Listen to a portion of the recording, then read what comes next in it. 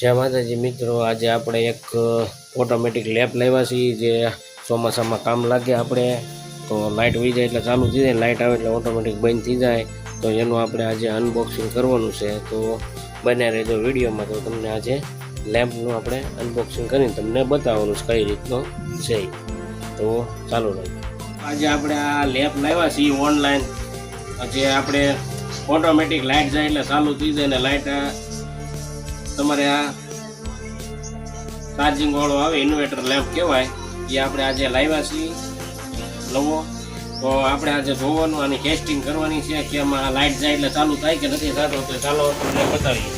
તો આજે આપણે અહીંયા ચડાવવાનો છે ને આપણે લાઇટ છે નહીં આટલી મને લેવાનો. પછી આપણે અત્યારે આ ગ્લેપને ઉતારી નાખીએ અને આપણે આ ગ્લેપ આપણે જે ગ્લેપ લાવ્યા છે એ ગ્લેપ આપણે અત્યારે ચડાવી દઈએ. ગ્લેપ થાય એટલે તમારે સમજી જશો આ રીતનો આપણે આ ગ્લેપ થઈ જાય. પછી આપણે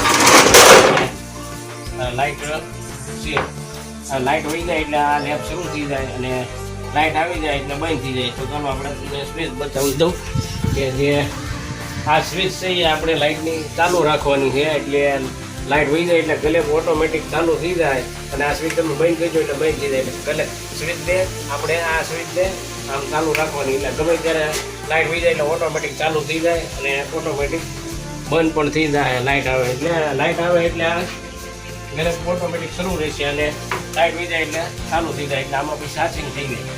આ રીતના આપણે ઉતારી લેવાનો છે.